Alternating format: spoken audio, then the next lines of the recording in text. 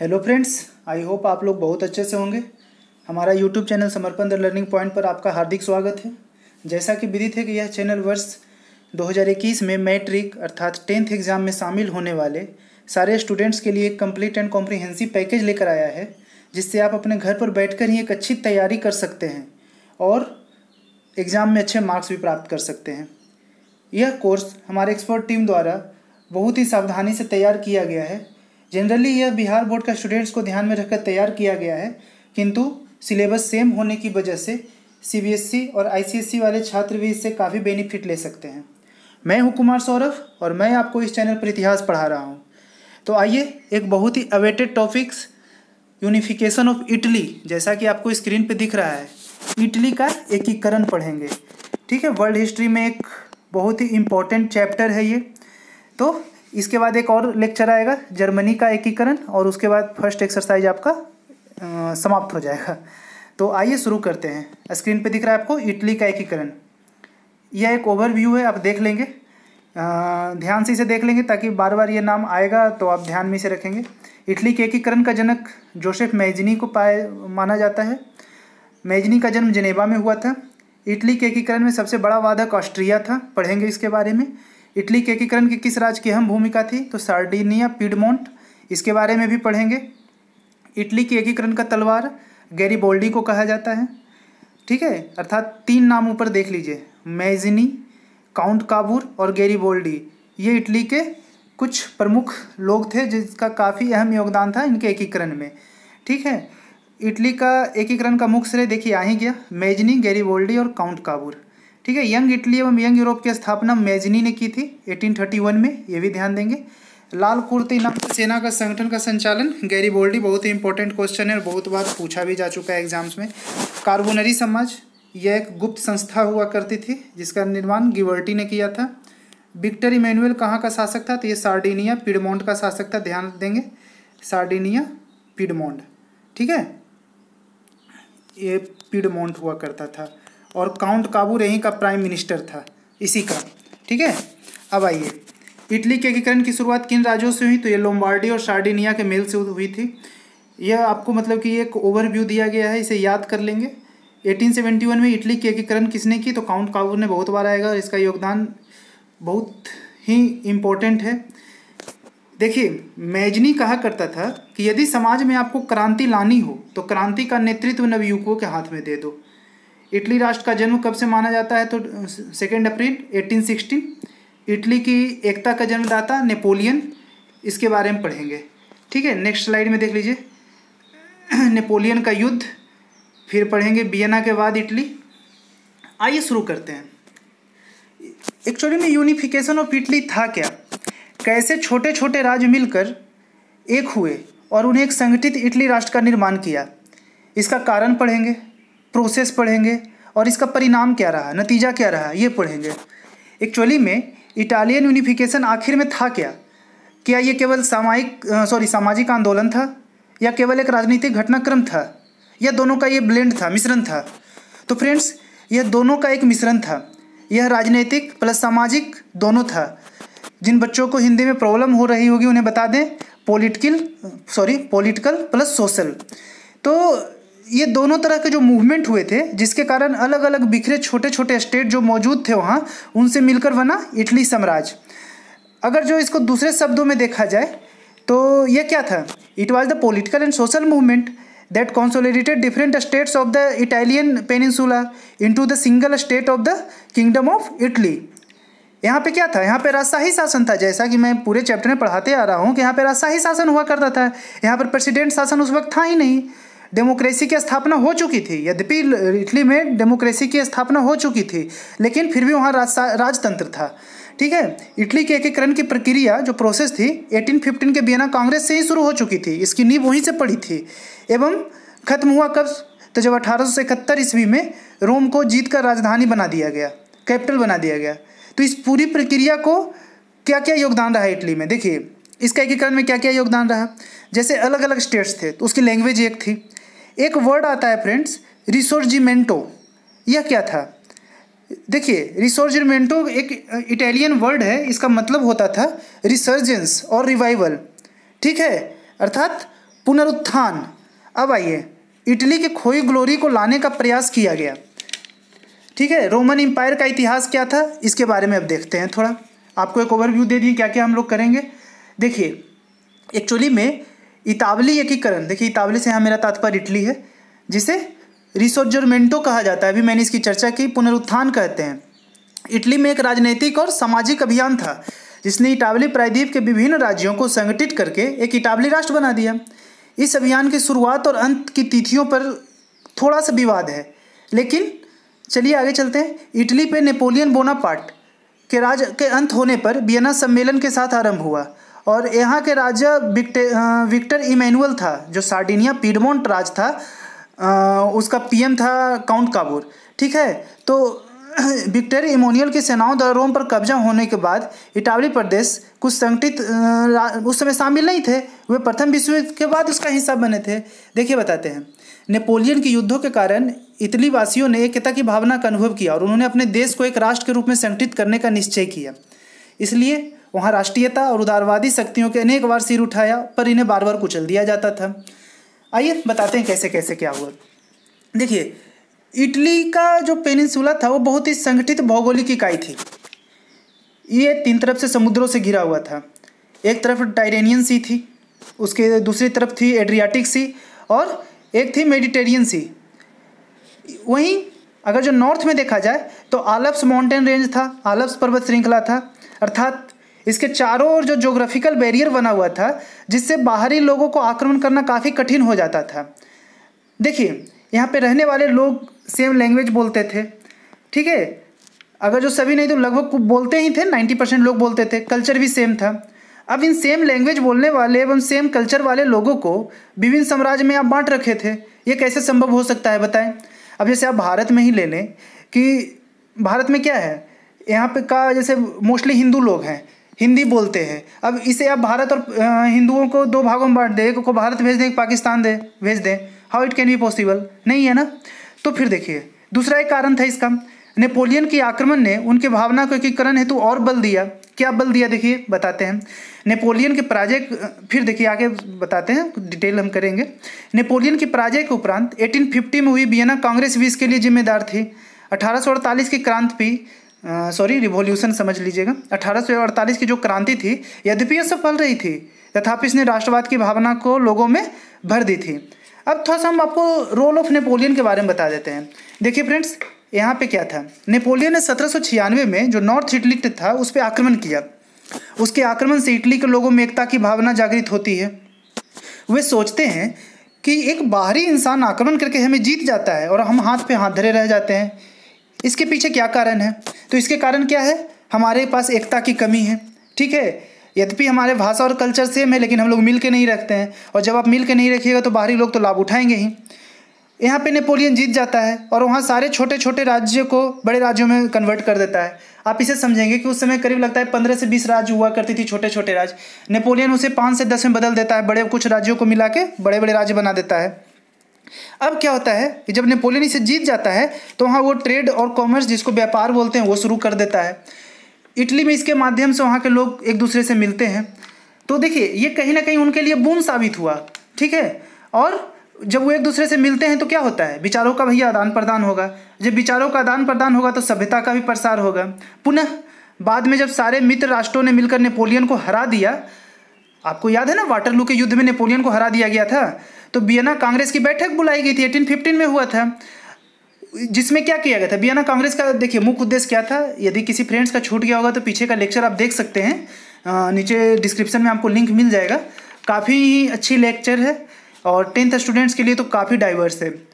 Napoleon के साम्राज्य को कैसे डिवाइड किया जाए, यह वियना कांग्रेस में इस पर विचार विमर्श किया गया। ठीक है, मीटिंग किसने बुलाई, तो मीटिंग बुलाने वालों में कुछ जो मेन राष्ट्र थे उसमें ब्रिटेन था, ऑस्ट्रिया था, प्रसा था, रूस था।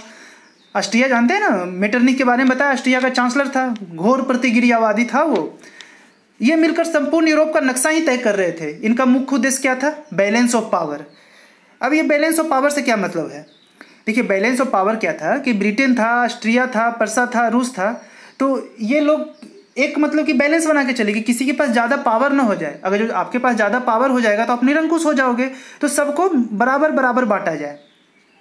इससे सबसे अधिक नुकसान इटली को ही हुआ, क्योंकि इटली के देश बनने का सपना वहाँ पे चकनाचूर हो चुका था।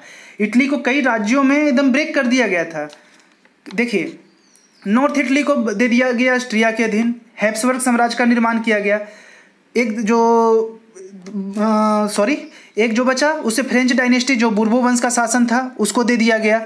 तो यहीं से इटली के राष्ट्रवाद की भावना उत्पन्न हुई और वियना कांग्रेस से इसका सूत्रपात हुआ। देखिए, इटली का जो एकीकरण हुआ उसका 3 फेज था, इसका चर्चा करेंगे। एक ओवरव्यू आप ले लें कि एक फेज तो जो था इसका वह था 1858 से 59। इसमें क्या था? ऑस्ट्रिया के अगेंस्ट वार और लोम्बार्डी का एकीकरण। एक था 1860, इसमें क्या था? पार्मा, मोडेना, टस्कनी, नेपल्स एवं सिसिली का एकीकरण। ठीक है। एक आया 1866, जिसमें वेनिस का एकीकरण हुआ और 1871 में रोम को मिला लिया गया। तो आइए इसके बारे में देखते हैं एक बार। देखिए, वियना कांग्रेस के बाद इटली क्या रही थी। वियना कांग्रेस ने जन इच्छा और राष्ट्रीयता की भावना की अवहेलना कर इटली में विविध राज्यों का पुनरुद्धार किया। उसके द्वारा इटली का जो नवीन व्यवस्था की गई थी उसकी रूपरेखा क्या थी, बताएं। उत्तर इटली में लोम्बार्डी और वेनेसिया के प्रदेश जो थे वो ऑस्ट्रिया के अधीन थे। मैंने अभी बताया कि जो नॉर्थ इटली था उसे ऑस्ट्रिया को दे दिया गया। जो मध्य इटली था उसमें पोप का शासन विद्यमान रखा गया। ठीक है। दक्षिण इटली में नेपल्स और सिसिली के राज थे, जहाँ बुर्बो वंश का शासन था। देखिए, पोप का शासन अभी भी इटली में विद्यमान था। वहाँ कुछ लोग जो हैं वो पोप को जो मानने वाले हैं, तो इसलिए पोप के उसमें रखा गया। वेटिकन सिटी वहाँ का देश है, आप विकिपीडिया पे जाकर उसे सर्च भी कर सकते हैं। इस प्रकार इटली एक देश था, लेकिन इसे 3 भागों में विभक्त कर दिया गया। इसमें अलग अलग शासक थे। राष्ट्रीय के नेशनलिटी की दृष्टि से ना तो यह अनुकूल था, इसलिए वहाँ के लोग इस व्यवस्था से बिल्कुल ही संतुष्ट नहीं थे। ऐसी स्थिति में उन्होंने संपूर्ण इटली को एक राष्ट्र का दर्जा प्रदान करने का प्रयास किया, क्योंकि उसमें राष्ट्रवाद की भावना प्रचलित हो चुकी थी और उन्हें दूर करना भी आवश्यक था। तो 1815 के बाद इटालियन देशभक्तों के समझ 3 समस्याएं प्रमुख रूप से उत्पन्न हुई। इटली के वे प्रदेश जो ऑस्ट्रिया के प्रभाव थे उसे मुक्त करना था। देश के शासन को लोकतंत्रवाद के अनुकूल बनाना था। जो काउंट काबूर था, जो सार्डिनिया पीडमोंट का मंत्री था, जो विक्टर इमैनुअल वहाँ का शासक था, तो काउंट काबूर इटली का एकीकरण तो चाहता था, लेकिन वो चाहता था कि वो राजतंत्र रहे वहाँ शामिल। वहाँ लोकतंत्र के वो विपक्ष में था। और एट द सेम टाइम जो गैरीबोल्डी था और मैजनी था, वो चाहता था कि नहीं, इटली गणतंत्र बने।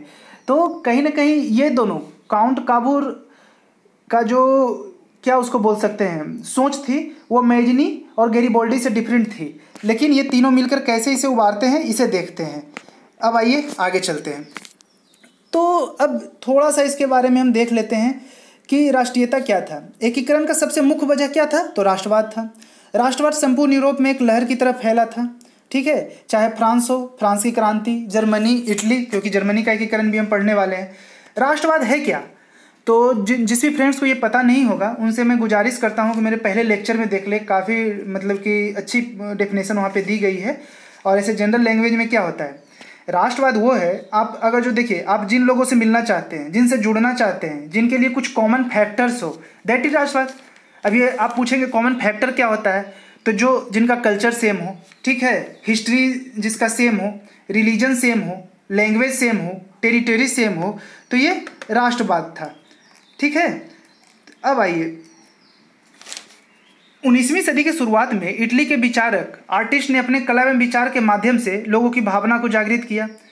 कुछ गुप्त संस्थाएं बनाई गई। मैंने इसके पहले बताया था, कार्बोनरी संस्था थी जो गुप्त संस्था थी, उसको बनाया गया, जिसका उद्देश्य क्या था? राजनीतिक बदलाव लाना था। ठीक है। कार्बोनरी जो था उसका क्या उद्देश्य था? राजनीतिक बदलाव लाना था। आप पीछे देख लेंगे। और इसका एक उद्देश्य ये भी था कि विदेशी रूल अर्थात ऑस्ट्रिया के शासन को समाप्त करना था, ऑस्ट्रिया के साम्राज्य को समाप्त करना था। ठीक है। अब आइए, बुर्बो राजवंश को भी खत्म करना था। यंग इटली का संस्थापक कौन था? कमेंट्स में बताएं। यंग इटली का संस्थापक, चलिए मैं बता ही देता हूँ, आप लोग कमेंट्स तो करने से रहे। मैजनी था। यह एक पेशे से वकील था और राइटर भी था। 1831 में इसकी स्थापना उसने की थी। इसकी आइडियोलॉजी माफ़ कीजिएगा, इनकी जो आइडियोलॉजी थी वो रिपब्लिकन थी। ठीक है। अब मैंने पहले ही बता चुका था कि गणतंत्र का समर्थक था। और आइए, 1848 में यूरोप के कई राष्ट्रों में क्रांति हुई, सभी राजशाही थी। इस क्रांति को दबा दिया गया। अब थोड़ा सा काउंट काबूर के बारे में जान लें हम लोग कि काउंट काबूर कौन था। तो काउंट काबूर जो था वो सार्डिनिया पीडमोंट में विक्टर इमैनुअल का प्रधानमंत्री था। ठीक है। 1852 में पीडमोंट सार्डिनिया का पीएम बनाया गया और नॉर्थ इटली का राजा जो था उसमें इमैनुअल था, और इनकी सोच राष्ट्रवादी थी, किंतु ये इटली का एकीकरण पीडमोंट सार्डिनिया के नेतृत्व में करना चाहते थे। ये बोलते कि इटली का एकीकरण होगा, लेकिन सार्डिनिया पीडमोंट के सामने पूरी इटली जो है अपना सर झुकाएगी। ठीक है, ये अपने अधिकार को रिसर्चमेंटों के तहत लोगों में राष्ट्रवाद की भावना का प्रचार करता था। यह जो था सिविल राइट्स का समर्थक था, फ्रीडम ऑफ प्रेस का समर्थक था, ठीक है, इकोनॉमिक डेवलपमेंट का समर्थक था। ये अपने कूटनीतिक, जिसको डिप्लोमेसी कहते हैं, इसकी कूटनीतिक शक्ति जो थी फ्रेंड्स, ये काफ़ी अच्छी थी और इसके काम भी आती है। परंतु ये जो था इटली में मोनार्की अर्थात राजतंत्र लाना चाहता था, जो कि मैजनी से भिन्न था। देख लीजिए मैजनी क्या था, एक बार इसका भी ओवरव्यू दे दें। इटली के राष्ट्रीयकरण के आदर्श के समय पर मैजनी का योगदान काफ़ी ही अहम है। इसका जन्म 1805 में जिनेवा में हुआ था।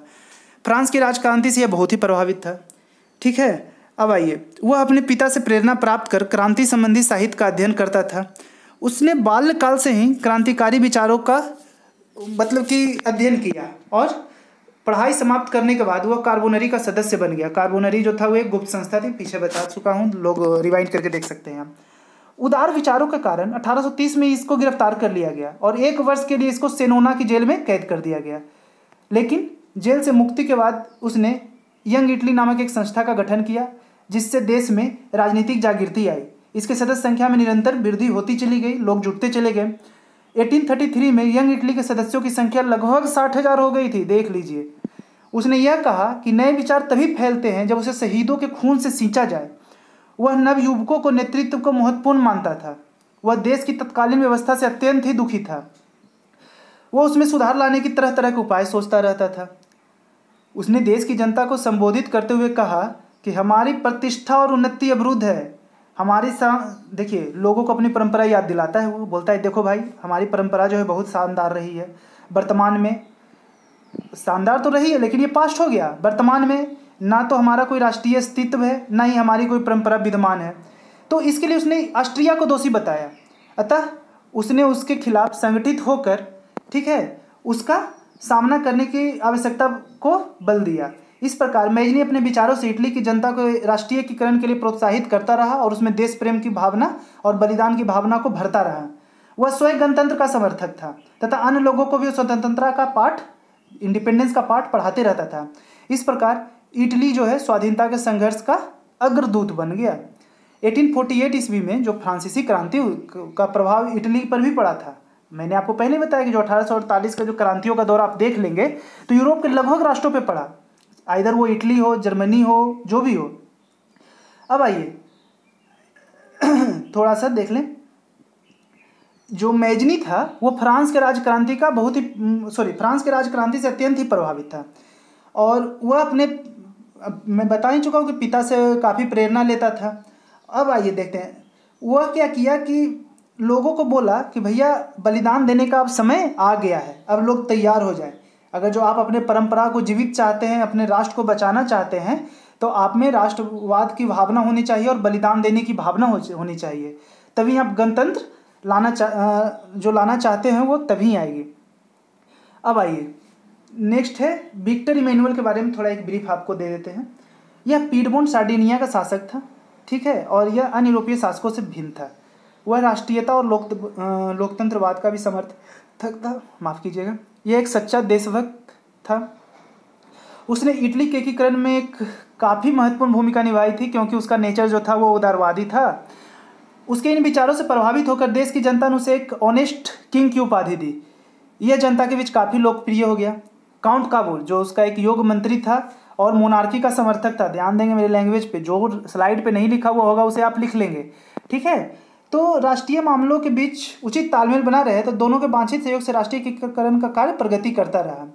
अब आइए कैबूर का क्या योगदान रहा, कैबूर के बारे में थोड़ा पढ़ लेते हैं। हम बताएं कि ये जो है रिसर्चमेंटों के तहत लोगों को राष्ट्रवाद की भावना का प्रचार करता था। इस कूटनीतिक था ये। अब आइए इसके बारे में थोड़ा जानते हैं। एक हुआ था क्रीमिया का युद्ध हुआ था। क्रीमिया का युद्ध हुआ था 1853 से 56 के बीच। यह किसके बीच हुआ था? तो ऑटोमन व रूस के बीच हुआ था। यहाँ कैबूर ने अपनी डिप्लोमेसी फिर से इम्प्लीमेंट कर दी। देखा कि भाई ये एक बहुत ही महत्वपूर्ण समय है, तो उसने ऑटोमन का साथ फ्रांस प्लस ब्रिटेन, देखिए ऑटोमन साम्राज्य का साथ दिया था फ्रांस और ब्रिटेन, और इसमें रूस हार जाता है क्रीमिया के युद्ध में। तो क्रीमिया के इस युद्ध में जो फ्रांस और ब्रिटेन के हेल्प करने हेतु पीडमोंट सार्डिनिया ने अपनी आर्मी भेजा, और यह कैबूर के जो काउंट काबूर उसके कूटनीतिक का मतलब क्या बोल सकते हैं, वो कूटनीतिक संबंध स्थापित करना चाहता था। काबूर ने ब्रिटेन और फ्रांस को अपनी ओर मिला लिया। और नेपोलियन, देखिए फ्रांस में हमारा नेपोलियन से तात्पर्य नेपोलियन तृतीय था, यह नेपोलियन का भतीजा था, कजन। तो नेपोलियन तृतीय ने कैबूर को वचन दिया कि वह ऑस्ट्रिया के विरुद्ध युद्ध में मदद करेगा, जबकि फ्रांस एवं ऑस्ट्रिया के अच्छे संबंध थे। लेकिन क्या हुआ कि क्रीमिया के युद्ध में इसने फ्रांस को साथ दिया, तो वहाँ पे यह इस ऑब्लाइज हो जाता है। जबकि फ्रांस अब देखिए, अब ऑस्ट्रिया प्लस सार्डिनिया का युद्ध हुआ, तो फ्रांस ने सार्डिनिया का साथ दिया, ऑस्ट्रिया का साथ दिया नहीं। बदले में फ्रांस को क्या मिला, तो उसको सेवाय और नीस जो है फ्रांस को दे दिया गया। तो नेपोलियन तृतीय, और एक चीज़ और हुआ, नेपोलियन तृतीय की शादी पीडमोंट सार्डिनिया की एक राजकुमारी से कर दी जाती है, तो मैट्रिमोनियल संबंध भी स्थापित हो जाता है। तो ये रहा। देखिए कैबूर एक बहुत ही समझदार और व्यवहारिक व्यक्ति था। उसका यह अनुभव था कि अपने लक्ष्य की प्राप्ति के लिए विदेशों से सहायता लेना अत्यंत आवश्यक है, जैसे इंडिया में अपने टीपू सुल्तान साहब सोचते थे। ठीक है, तो देखिए ऑस्ट्रिया के खिलाफ यदि कोई यूरोपीय राष्ट्र तत्परता से सहयोग प्रदान कर सकता था तो वो फ्रांस था। अतः उसने फ्रांस को खुश करने का प्रयास किया। इसके लिए उसने क्रीमिया के युद्ध में फ्रांस की सहायता की। मैंने पीछे बता चुका हूँ आपको, अब मैं बताने वाला हूँ नहीं। तो यहाँ पे क्या हुआ कि साथ देता है, ऑस्ट्रिया का साथ नहीं देता, ऑस्ट्रिया से जीत जाता है। और नेपोलियन तृतीय भैया वचन भी से दे देता है कि हम आपको साथ देंगे। और कौन कौन सा प्रदेश मिलता है, नीस और सेवाय का प्रदेश। अब देखिए ऑस्ट्रिया से एक युद्ध होता है। फ्रांस की सहायता पाकर जो कैबूर है ऑस्ट्रिया के खिलाफ युद्ध करने के लिए तत्पर हो जाता है। अतः कैबूर के इशारे पे लोम्बार्डी में ऑस्ट्रिया के खिलाफ विद्रोह हो जाता है। विद्रोह की स्थिति को देखते हुए ऑस्ट्रिया युद्ध की अनिवार्यता को समझ गया। कंसिक्वेंटली 1859 ईस्वी में दोनों पक्षों में भयंकर युद्ध होता है। युद्ध तो जारी ही था कि अचानक फ्रांस ने फ्रांस जो था युद्ध से अपने आप को अलग कर लिया। इसका कारण था पर्सिया के युद्ध में ऑस्ट्रिया की सहायता के लिए तैयार होना, उसका खर्चीला होना। नेपोलियन ने यह अनुभव किया कि इटली का संगठित होना फ्रांस के प्रति उचित न था। ऐसी स्थिति में इटली और ऑस्ट्रिया के बीच ज्यूरिख की संधि हो गई। और इस संधि का क्या योगदान रहा, तो लोम्बार्डी और का प्रदेश पीडमोंट के अधिकार में दे दिया गया, वेनेशिया को ऑस्ट्रिया के अधिकार में दे दिया गया, और नीस और सेवाय फ्रांस को दे दिया गया। यद्यपि इस संधि से इटली तो संतुष्ट नहीं था, क्योंकि बहुत महत्वाकांक्षी हो चुका था इटली। अब आइए थोड़ा सा देखते हैं मध्य इटली का एकीकरण। मध्य इटली के राज्यों में स्वतंत्रता की मांग जोर पकड़ने लगी। ये राज्य भी अब पीडमोंट के साथ मिलने का प्रयास करने लगे। 1807 में मेडोना, पर्मा, टस्कनी आदि मध्य इटली के राज्यों में जनमत द्वारा पीडमोंट मिलाने का फैसला किया। अब आप बताएं कि जहाँ का कल्चर सेम हो, भाषा सेम हो, तो जनमत संग्रह में तो वोट आएगा ही। तो ये एक कारण था। ठीक है, दक्षिणी इटली के प्रमुख राज्य थे सिसिली और नेपल्स, जहाँ बुर्बो वंश की सत्ता थी, उसको भी मिला लिया गया। तो देखिए इसका 3 फेज में हुआ। आप यहाँ पे थोड़ा सा देख लें, स्लाइड में थोड़ा बता दूँ आपको कि 1815 के बाद इटली देशभक्तों के समझ 3 प्रमुख विद्यमान था। इटली के ऊपर जो ऑस्ट्रिया के प्रभाव में थे उसको मुक्त करना था। देश के शासन को लोकतंत्रवाद के अनुकूल बनाना था। इटली में राष्ट्रीय एकता को स्थापना करना था। इसके बारे में बता चुका हूँ, अब देख लेंगे ध्यान से। अब आइए, मैकियावेली और दांती को इटली वालों ने स्वाधीनता का अग्रदूत माना। ठीक है, इसे देख लेंगे थोड़ा।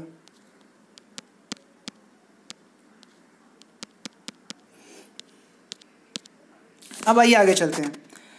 मैकियावेली और दांते को, फ्रेंड्स हमने मैजनी का योगदान पढ़ लिया, कैबूर का योगदान पढ़ लिया, क्योंकि 3 फेज में हुआ था। फेज 1 में क्या था, कैबूर ने लोम्बार्डी और वेनिस के लोग को ऑस्ट्रिया के विरुद्ध भड़काया, क्योंकि ऑस्ट्रिया के अधीन ही था लोम्बार्डी और वेनिस। इससे क्या हुआ, ऑस्ट्रिया जो था कैबूर को धमकाता है कि भाई तुम ठीक नहीं कर रहे हो।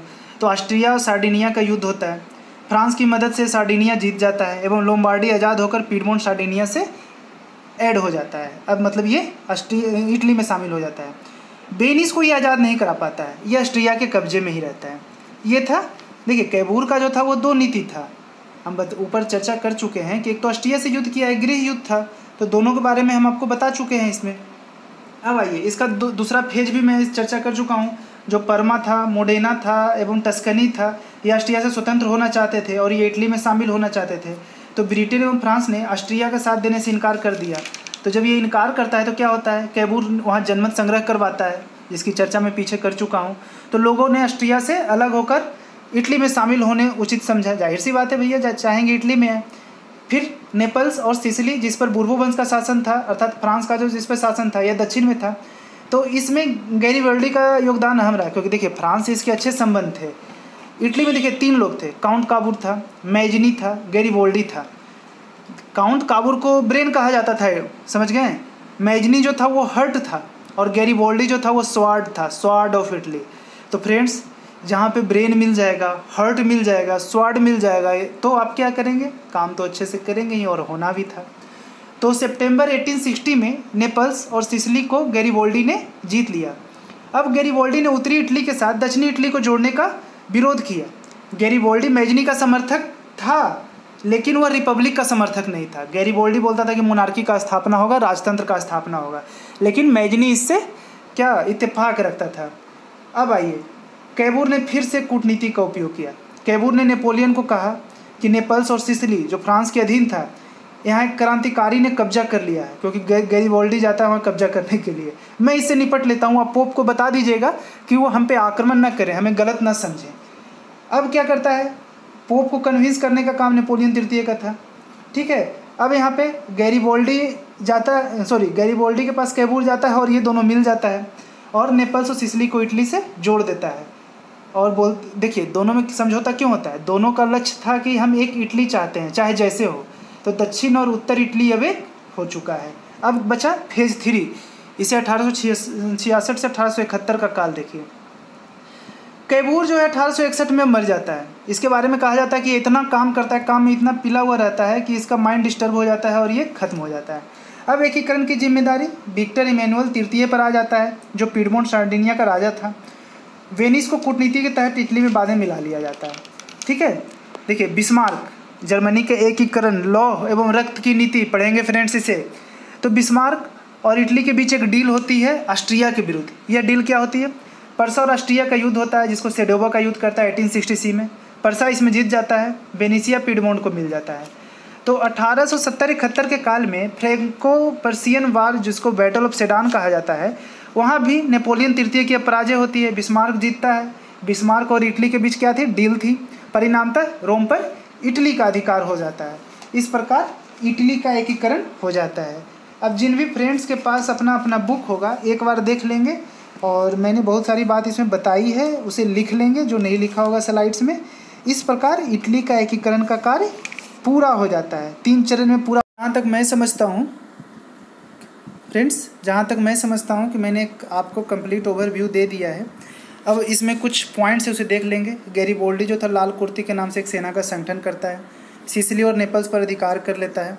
इसने इटली के एकीकरण का तलवार इसे कहा जाता है, ये सब मैं बता चुका हूँ। इटली के एकीकरण के प्रमुख चरण कौन कौन थे, तो 3 चरण में इटली का एकीकरण हुआ। प्रथम चरण में विक्टर इमैनुअल तथा उसके प्रधानमंत्री काउंट काबूर की भूमिका होती है। बताएं, जो काउंट काबूर था वह मोनार्की का समर्थक था। अब आइए, दूसरा इसका ऑस्ट्रिया से युद्ध और इसकी गृह नीति के बारे में मैंने आपको बता चुका, आप देख लीजिएगा, लेक्चर सुन लीजिएगा। फिर देखिए द्वितीय चरण में गैरिबाल्डी की भूमिका होती है, यह इसे इटली के एकीकरण की तलवार कहा जाता है। अब आइए, सिसिली और नेपल्स को स्वतंत्र कर उसने राष्ट्रीय धारा से जोड़ने में सफल हुआ। इन राज्यों को राष्ट्रीय धारा में जोड़ने का कार्य गैरिबाल्डी ने किया। दक्षिणी इटली में सिसिली और नेपल्स 2 राज्य थे जहाँ बूर्बो वंश का शासन था। यहाँ की जनता ने विद्वान शासन के खिलाफ विद्रोह कर दिया और गैरिबाल्डी से सहयोग की प्रार्थना की। जवाब में गैरिबाल्डी ने अपनी आर्मी को लेकर जून 1860 ईस्वी में सिसिली पर अपना अधिकार कर लिया। यह कार्य इतनी सरलता से संपन्न हुआ, अब सिसिली जो है पीडमोंट के राज्य में शामिल कर लिया गया। कैसे शामिल किया गया, यहाँ पे काउंट काबूर का क्या कूटनीतिज्ञ था, ये आप देख सकते हैं, सुन सकते हैं पीछे जाके। 1860 ईस्वी में नेपल्स पर भी अपना अधिकार कर लिया। देखिए, लाला लाजपत राय के बारे में सुने होंगे, इसने गैरिबाल्डी पे अपनी जीवनी लिखी थी, ये ध्यान देंगे। तीसरा और अंतिम चरण है इटली के एकीकरण। तीसरा जो था एक बहुत ही काफ़ी महत्वपूर्ण हुआ। यहाँ सेडोवा का युद्ध होता है। सेडोवा के युद्ध में जो है वेनेसिया हुआ इटली को मिल जाता है। ठीक है, रोम, यह एक प्राचीन वैभवशाली इटली वासियों के लिए गौरव का कारण था। उसे नवीन राज्य की राजधानी बनाना चाहते थे, पर उस पर भी अभी पोप का अधिकार था। तो 1870 ईस्वी में फ्रांस और पर्सा के बीच एक युद्ध होता है। ऐसी स्थिति में फ्रांस को रोम में स्थित अपनी सेना को वापस बुलाना पड़ता है।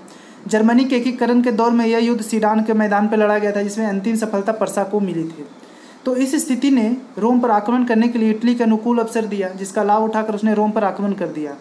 तो 20 सितंबर 1870 ईस्वी को इटली के सेनापति केडोनी ने रोम पर इटली का अधिकार घोषित कर दिया गया और इस प्रकार इटली वासियों की यह अंतिम इच्छा भी पूर्ण हो गई। तो 2 जून 1871 ईस्वी को विक्टर इमैनुअल ने रोम में प्रवेश किया। इटली के संसद का उद्घाटन करते हुए उसने कहा कि हमारी राष्ट्रीय एकता पूर्ण हो चुकी है, अब हमारा कार्य राष्ट्र को महान बनाना है। इस प्रकार इटली का एकीकरण संभव हो चुका है। तो फ्रेंड्स, यह लेक्चर कैसा लगा इसके बारे में आप रेट करें, रिव्यू करें। अगर जो कहीं प्रॉब्लम हुई होगी तो उसको कमेंट करें ताकि मैं आपको कन्विंस कर सकूं। Thanks friends, have a nice day. और हमारी एक गुजारिश है कि इसे आप उन लोगों तक पहुंचाएं जिनके पास पढ़ने की कोई सुविधा नहीं है और इस लॉकडाउन में तो और भी उनकी स्थिति ख़राब हो चुकी है, तो उन्हें कम से कम पढ़ने में सहायता मिले और आगे आने वाले एग्ज़ाम में सफलता प्राप्त कर सकें। Thanks friends, have a nice day.